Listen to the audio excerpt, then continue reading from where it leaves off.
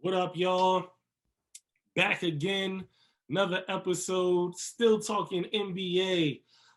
We are going to move on into the second round of the NBA playoffs, where the competition is going to turn up. You know, we playing for those conference finals berths. OG and Young Bull here with you. We were pretty trash with our first round predictions. I'm pretty sure we both only got three right, three series predictions right. So we're gonna try to be better this time. I can say that my championship contender is still, my championship winner is still alive. I had the Nets winning it all, so the Nets is still alive for me. So I still got that going. Young Bull, who'd you have winning it all? I had Lakers. You had your Lakers. Yeah, I Okay. had the Lakers, but I So wasn't even confident about that bracket pick. is a little busted right now. It's all good though. It's all good. We're gonna clean it up now. We're gonna get these next picks right. So we're gonna get into it quick. We're gonna start in the West this time. Two series out in the West. We're gonna start with first. I'm tripping. We gotta start with the game 7. We can't talk about the series out West yet because we don't know who won it. We don't know who won that first round matchup between. So we still have a chance to revive one of our round one predictions. Round one, right? This is it. From 3 to 4 if the Clippers pull it out in this game 7. So let's start there.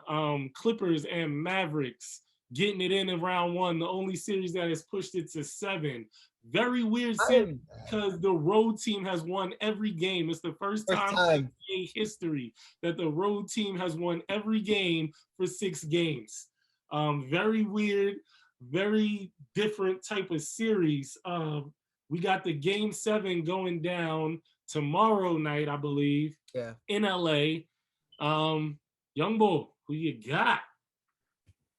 Well, first off, before I even say this, I want to say the round. I feel like it's a little unfair right now because a lot of viewers are going to be looking at our round 1 predictions and be like, "Damn, these guys don't know what the fuck they're talking about." But my round 1 predictions, I kind of winged it, and the only reason I was off by so much is because this year was so unpredictable. There was no front runner besides the Nets, I guess. There's no really anybody that you can really solidify as a win. I think every series is up in the air, so it's just tough. But now I'm mad. I'm mad that I picked the Clippers. I gave them way too much credit, and I finally give them credit, and they fucking blow it. In the first down. Like it's ridiculous. It seems that we should have banked on history and what history tells you. Yeah, teams chances. No. Well, here's the thing. I think the Mavs continue the streak. Road team wins.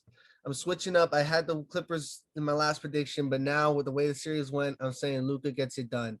And it might be a little biased because I don't want to see the other LA team, Clippers advance and then be like, oh, last year you guys were talking all that shit about how we didn't want to see you. Now you guys didn't want to see us type shit. That's how it's going to be. I already know. But they got their own fucking stuff to worry about. They came back. Winning this series is not enough for the Clippers. They're gonna have to do a lot more than that to really talk trash. But yeah, but here's the thing: Luka has only been to the playoffs twice and has played against the same team. Yep. And he's averaging like fucking 30 points, triple double nearly against their number. He definitely has their number. Yeah, so I feel like he's gonna get this shit done, and they're gonna win this game 7. So Paul George is gonna hit the backboard again. Kawhi's probably going to drop 40. Paul George is going to choke, and that's going to be that. So I generally have 2 rules that I live by in game 7s. I usually give the advantage to the home team. Yep. And I usually give the advantage to the team who has more frontline talent. In both cases, that's the Clippers. Luka might be the best player in this series right now. Kawhi made a statement for it in game 6, and he has been in those games in Dallas. Kawhi has been answering the bell. Luka might be the best player in the series, but when we're talking about frontline talent, the Clippers clearly have more of it, and they're at home.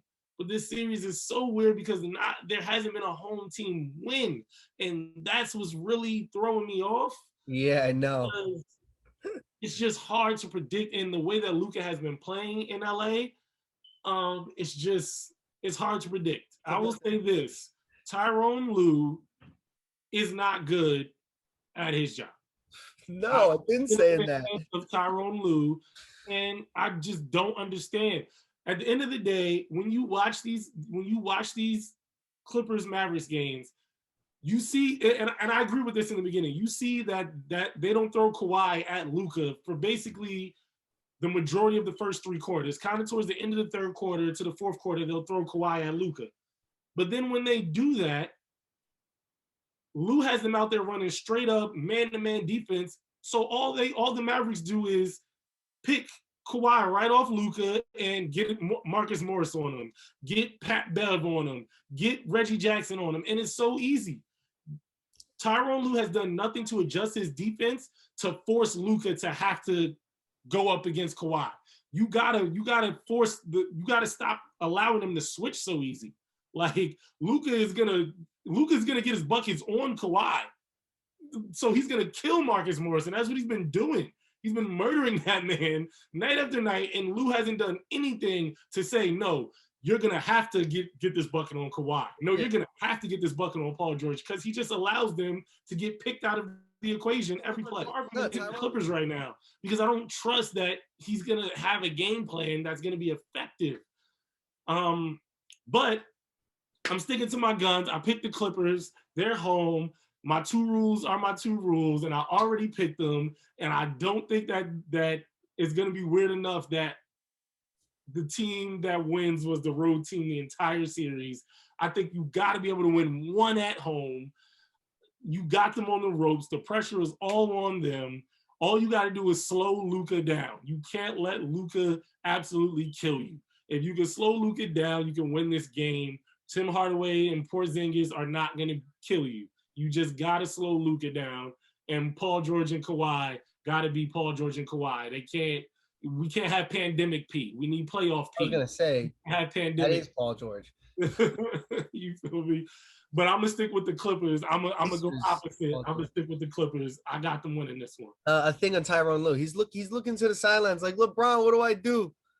And they're like, wait, that's Kawhi. Oops. Exactly. Kawhi is you don't know how to coach a team. Player.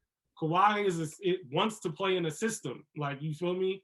He's not trying to be that ISO, I'll call everything. Like, he comes from the Spurs. Like, he grew up in that, like, in a system. Like, this is how it doesn't matter that you're elite. This is how we play here. This is what you do. Toronto had a system. Yeah. He should have never left. Exactly. Oh, boy. Yeah, he should have never fucking left, yo. He should have stayed. They would have gotten another star, too. Yep, and they would have at least gotten to the finals one more time. I mean, last year they could have knocked the Heat off last year with Kawhi, and if they would have added another piece, if they would have ended up running into the Heat. I mean, we didn't play the Raptors last year, but all right. So you got the Mavericks, I got the Clippers. We gonna jump right into that series. Let you start it off. You got Mavs versus Jazz. Mine will be Clippers versus Jazz. Who you got? Round 2 NBA playoffs. Who you got advancing to the Western Conference Finals? The Jazz or Utah Jazz? You got the Jazz. How many games? I'm going to give them 6. I'll say 6. Maybe 7. Okay. Nah. I'm going to give them 6. I'm going to give them 6.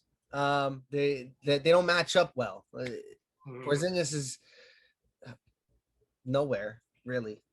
I mean, Luka's it's Luka and Tim Hardaway. They're really the only two guys putting on a show. But also I want to say though, if the Clippers do advance, I'm taking the Jazz in 6 regardless. I'm taking Jazz in 6 no matter who they play. Okay. I think this is the round that people start. They are first seed, but still don't have respect, if that makes any sense. They're first seed in the league, but still slept on. Because nobody looks at them as a real contender. They just look at them as, this year was a fluke for everybody. They're just first seed. They're just a good team, yeah. But I think now they're going to be like, nah, we're a good team and we're going to show you. Because I think they are. All right. Well, we different again. If the Mavs advance, I have the Jazz winning in 6 games. And that's just off of Luka having 2 virtuoso performances. The Mavs are a one-trick pony. Fortunately for them, right now they're playing the Clippers, who have a terrible coach and is allowing a one-trick pony to beat him. Because any other good coach would have found a way to force somebody else to beat them. But Tyronn Lue continues to allow Luka to ISO That's when why he they're losing Game 7. and get buckets. The Jazz are way better coached than that. They're way better of a defensive-oriented team than that. And they will not allow one person to beat them. Luka, much like Jimmy in the finals, is good enough that he could scrape off 2 wins off of you just off of the fact that I'm good enough that I could do this by myself for at least 2 games, but it's not going to be enough for me to win the whole series. But the Jazz will ultimately win that series to me. Now, in my actual bracket where I have the Clippers winning, I got the Clippers beating the Jazz if they win, and it's strictly because I think if they can pull off this Game 7, they're going to be riding a wave. They're going to have their confidence, and I think that the Jazz will end up being ahead in the series. They'll be up like 2-1 probably on the Clippers. But when you go down the way the Clippers have gone down, when you lose at home the way the Clippers have lost at home, and then win on the road the way that the Clippers have won on the road, you're going to go into any series feeling like it doesn't matter how this plays out, we always have a chance to win. It doesn't matter what happens in this series, we're still in it because we've gone out and won 2 games in a row on the road. We've come back home in a Game 7 and won there. We've gone through this gauntlet already. So we ready for anything. And I just feel like their frontline talent is going to be enough to eke out against the Jazz. I have enough respect for the Jazz that I think that it would go to 7.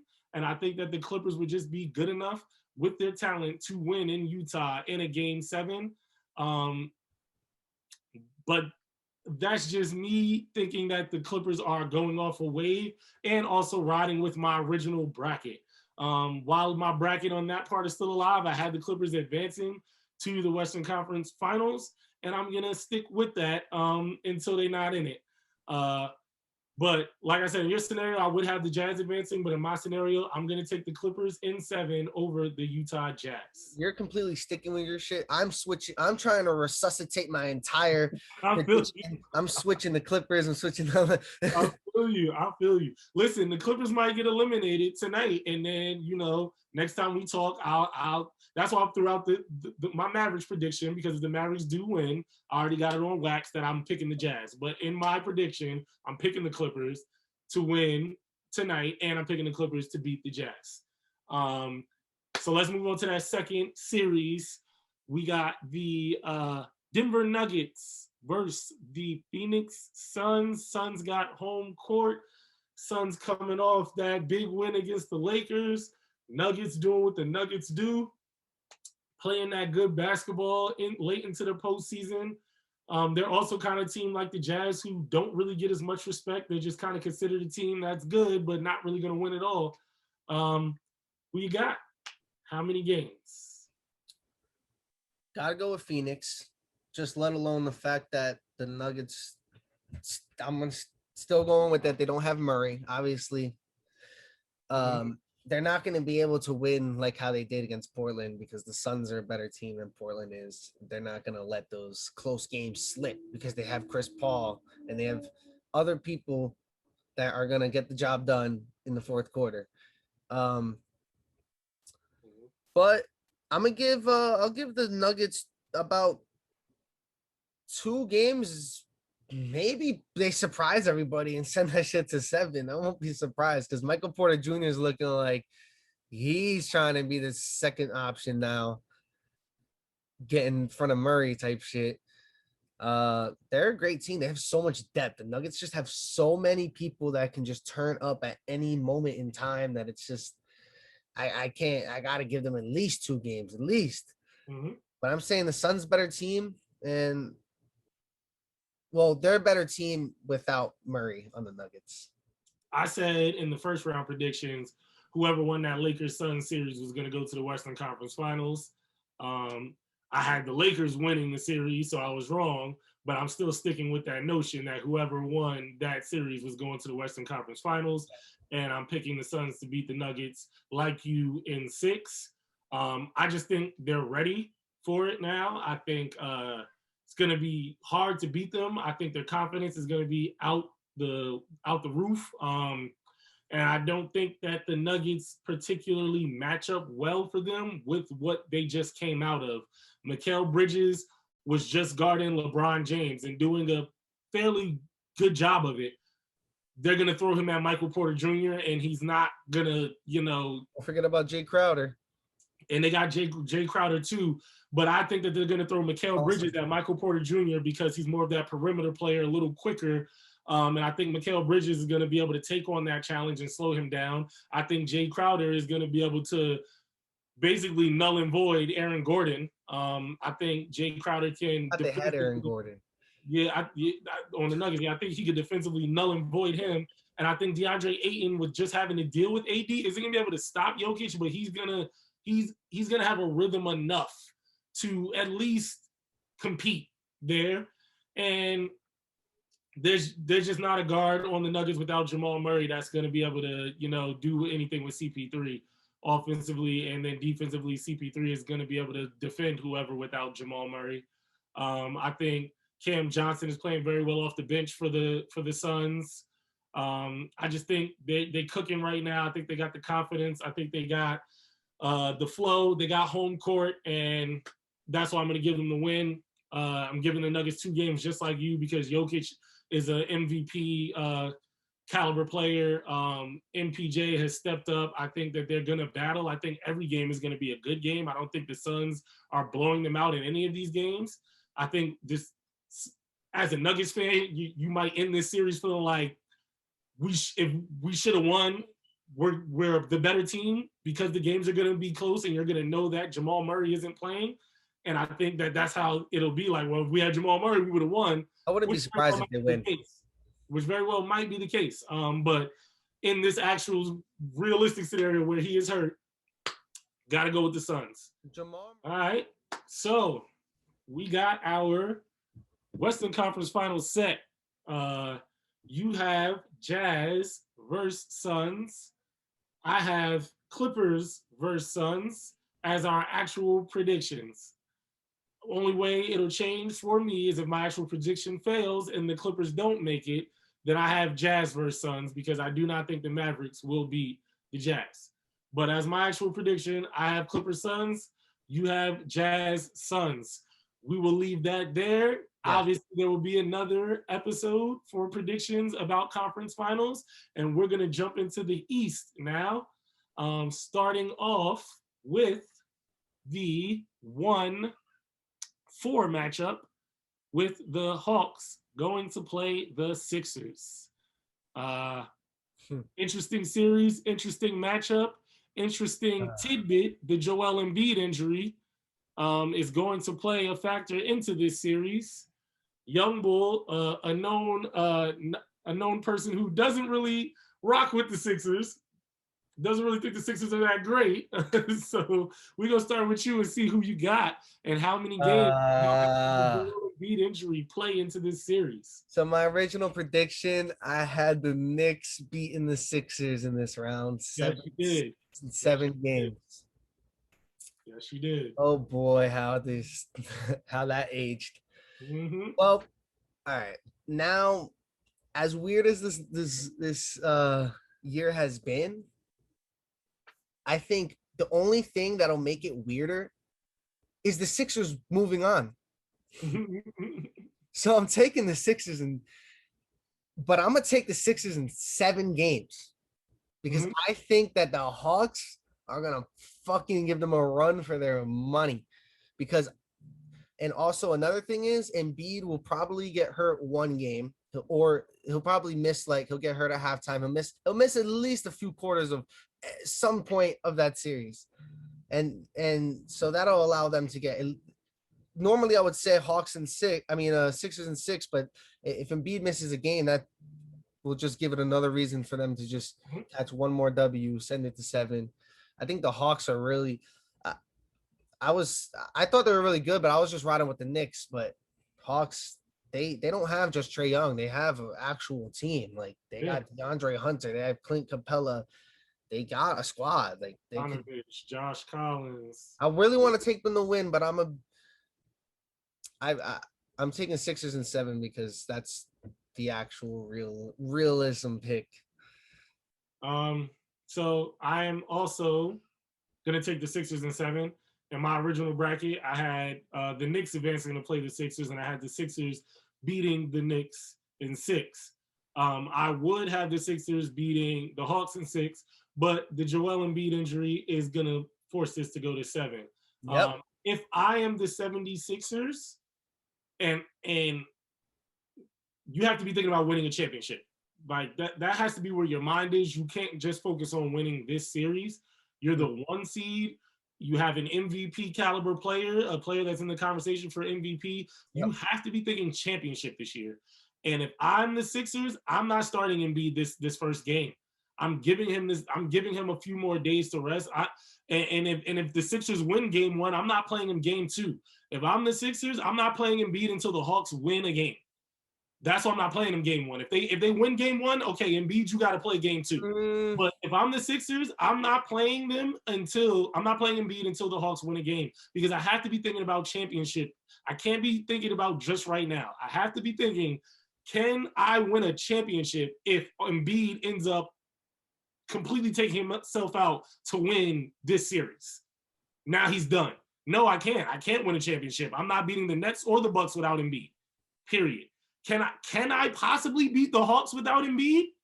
I have a way, way, way better chance of beating the Hawks without Embiid than I do with beating the Bucks or Nets without Embiid. So I have to figure out a way that I can get Embiid to this next series healthy. And for me, that's giving him the most time you can before he has to play in the series. Like I said, if I'm the Sixers and I can win game 1 without Embiid, I'm trying to do it. And I think that they can. And there's no disrespect to the Hawks, because I think that the Hawks showed that they're a way better team than I thought they were. And I think that Trae Young showed that he is ready to carry a team, and that they have the depth, and that Nate McMillan showed that he has the coaching prowess to take a team out of their elements. I am just a proponent of defense in the playoffs, and that's what the Sixers hang their hat on. Their problem is offense. Their problem is outside of Embiid, nobody's really getting buckets for them. That's why everybody gets upset. The Knicks had like one of the best defenses, and if it doesn't translate the offense, it doesn't. In this new era, offense, I feel you. But first of all, I don't think the Knicks are as good defensively as the Sixers. Individually, the Sixers have 2 top 5 voted defensive caliber defensive player of the year players. Thibault was 5 or 6 in the voting. And then they got Ben Simmons, who's in the top 3. And both of those guys, like Randall's a good defender and Barrett are good defenders, but not for a guy like Trae Young. I think Thibault will be a better defender of Trae Young than anybody the Knicks had, except for maybe Ntilikina, but Ntilikina's not as good as a defender as Thibault. I think they're gonna throw Thibault at Trae Young. There's length there, there's speed there. It's not going to stop Trae Young, but I think he'll do a better job. I think Doc Rivers is more equipped. Well, let me not play Thibs. Maybe not more equipped, but Thibs did come from the Doc tree. So, but I feel like Doc Rivers is going to be able to see what Thibs did, see what worked and what didn't, and be able to implement it, being that they coach a similar style. And I just feel like the Sixers, they know that this is a good chance for them. Like, if they don't win this year, this core is probably never going to win together. Like, this is the weird year where you're not going to have to beat LeBron. You're not going to have to beat Steph. You may not even have to beat KD. Like, the Bucks might handle that for you. You may only have to knock off Giannis and the Jazz. You feel me? Like, if you was going to do it, this is the year you got to do it. And if you let the Hawks stop you from getting to the Eastern Conference Finals this year, you're cooked. I'm sorry. So I have to go with the Sixers, and I'm going with them in 7 to ultimately pull it out. I think Trae Young and the Hawks are good enough to scrape out 3 games. I think they're good enough to make it a challenge and a scary series for the Sixers. But I think ultimately Embiid is going to come in and be the best player on the court and just win the series for the Sixers in 7. All right, so we're gonna move on to the final series of round 2. That is the Nets and the Bucks, and I think this is where we're gonna have our best back and forth about it. This is gonna be, to me, the most competitive series in the second round, I believe. These two teams, to me, are both playing at a very high level, and it's gonna be a good matchup. Young Bull, we're gonna start with you because I got a fair amount to say on it, being that the Bucks just beat my team. Who you got, and how many games? First game is tomorrow, 7:30. I got Milwaukee winning game 1. Put that on the record. Okay. I got this going to a 7-game series. Okay. And I got Giannis claiming control. Okay. I say Bucks in 7. I'm just on this whole Nets are choking narrative. Like, I'm on this whole I don't think they're gonna get it done in year 1 thing. But I think the Bucks. I think Giannis is just gonna handle his business. I think he's gonna be on KD probably the whole game or the whole series. I know what you're gonna say. There's not enough matchups to stop all 3 of them because you got Drew Holiday on Kyrie, and then who's gonna stop Harden? I get all that, but I just feel like the back-to-back MVP is finally gonna go for his ring this year. I just feel like it. I'm gonna take this year. It's just gonna keep getting weirder and weirder. I'm taking the Bucks in 7, boy. Okay, I hear you.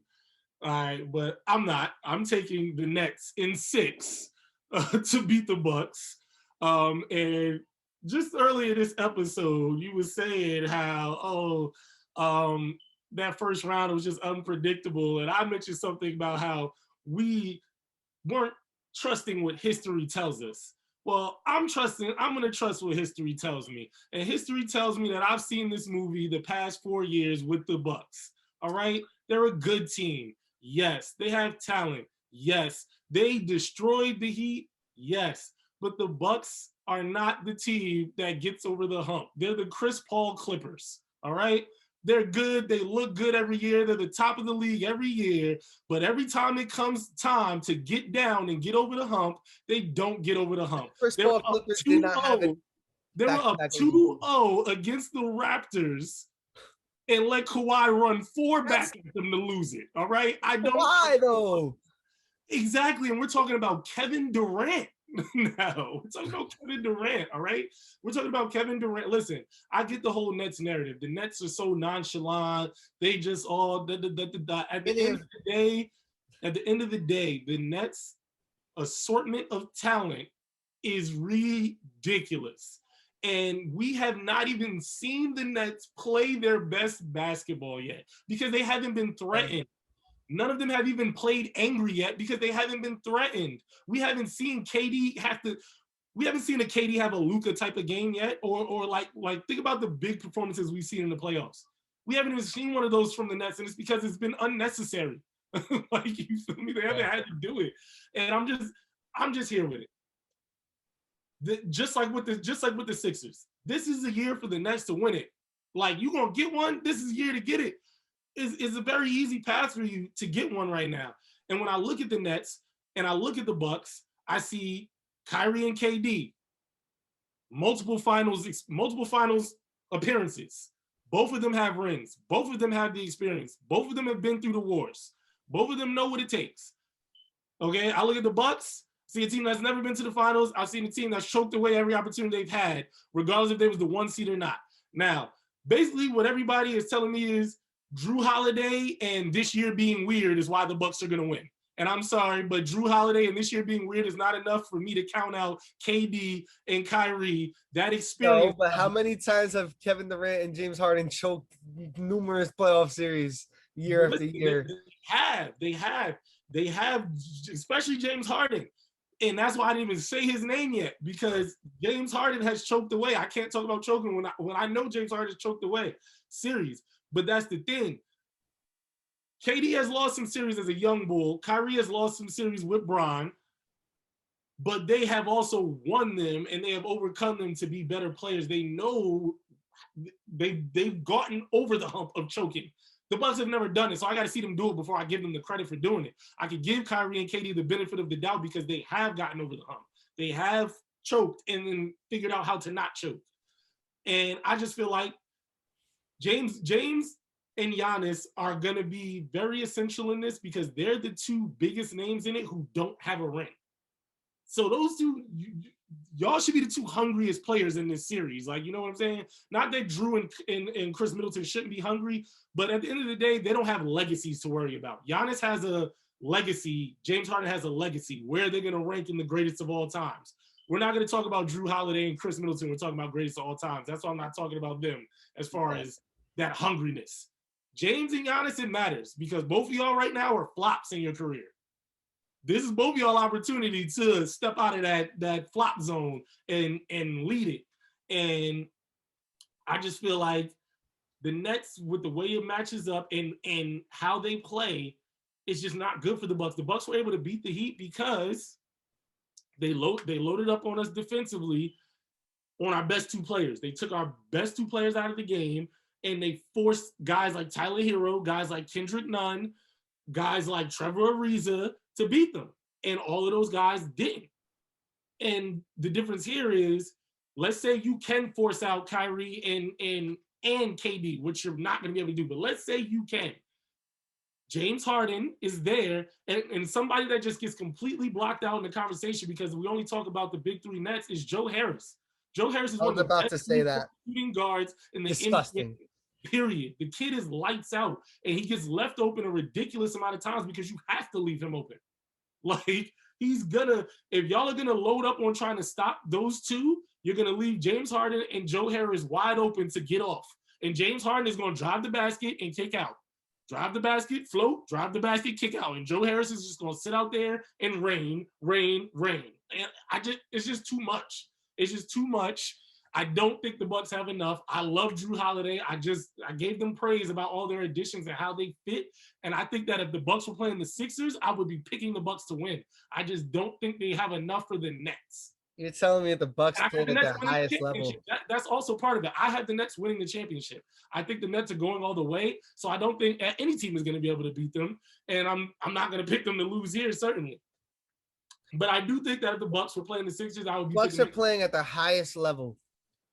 Right now, they beat them in 7. If they do this next series or against if they play at their highest level and the Nets don't play their A game, at least 4 of those games, then yes, the Bucks can win.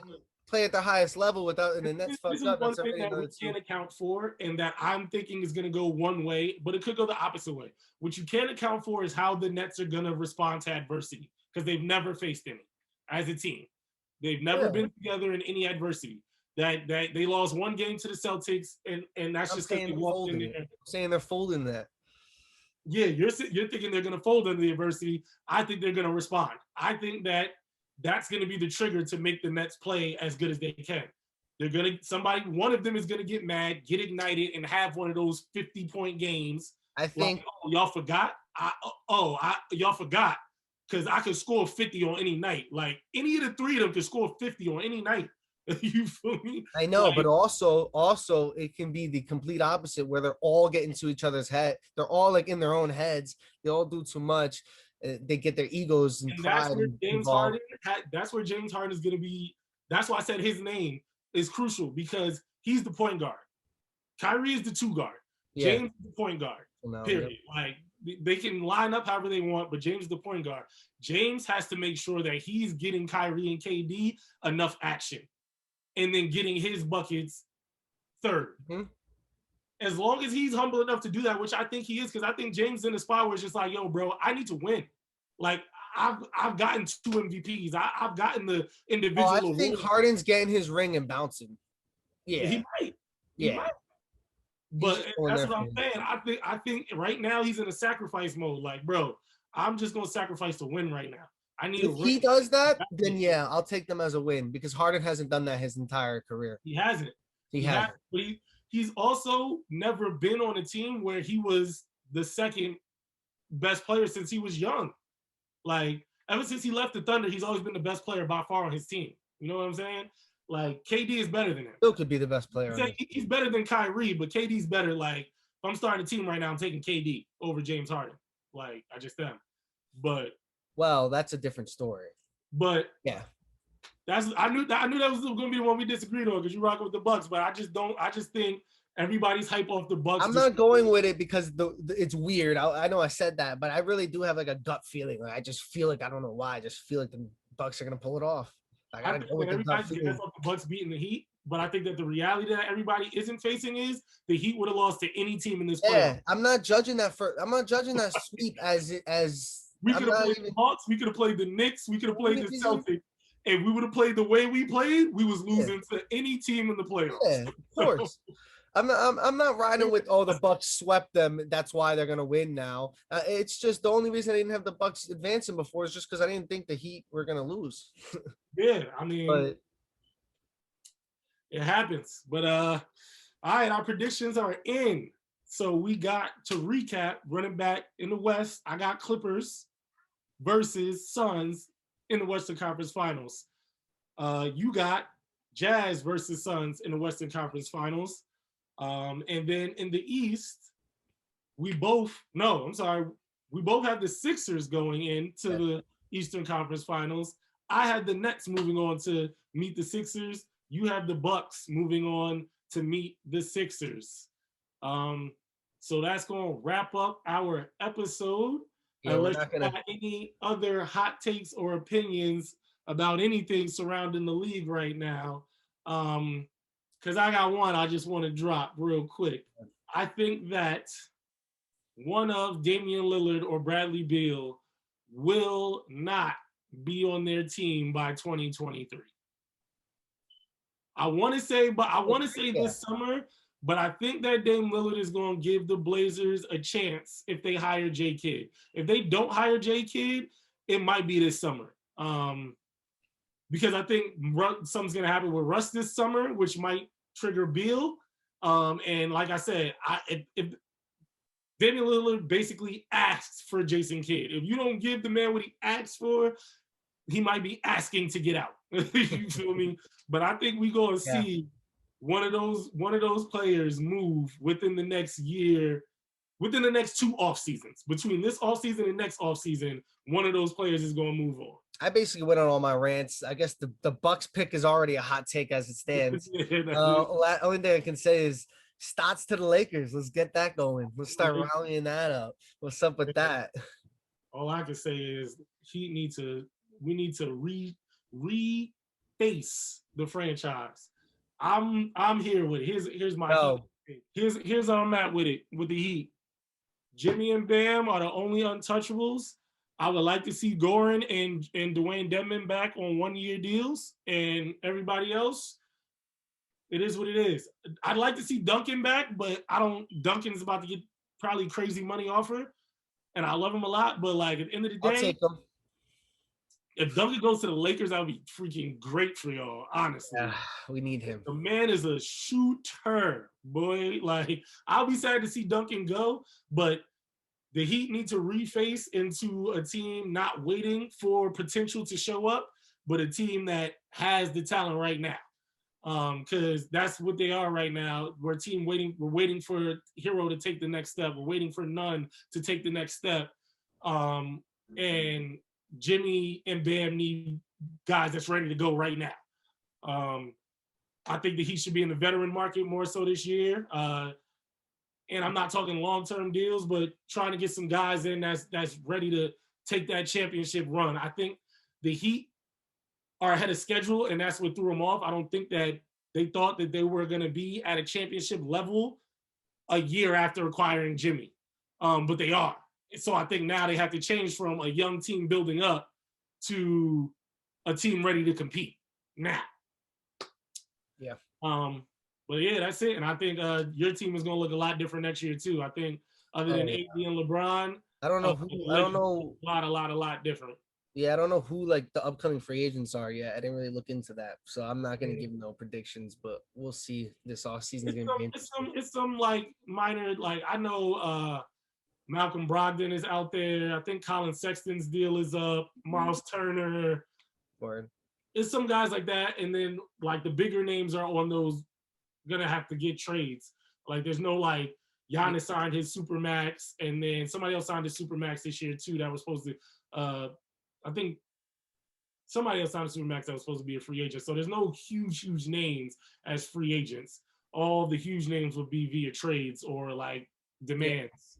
Yeah. But all right, that wraps up our prediction episode. Anything crazy is going on, we'll jump in with a little short episode just to tap in with y'all. But as always, like, subscribe, comment, tune in with us. Let us know where y'all brackets at. Our first round bracket got busted. You see Young Bull switched his up to try to fix it. I tried to like put tape on mine and see if I can hold it together. Where y'all at with us? Let us know who y'all think picks looking better, because we got different picks now. Y'all team OG, y'all team Young Bull. Let me hear it. You feel me? Like for Team Young Bull, comment for Team OG. There you go. Know what I mean? Comment for the OG. You and already subscribe for either. Just subscribe. Yeah. Start with the subscription. That's just there. And then like a comment for your side to pick. Right. But yo, as always, thanks for tuning in with us. We're gonna be back with y'all soon. OG, we out of here. Yeah, somebody get LeBron off my team. Peace.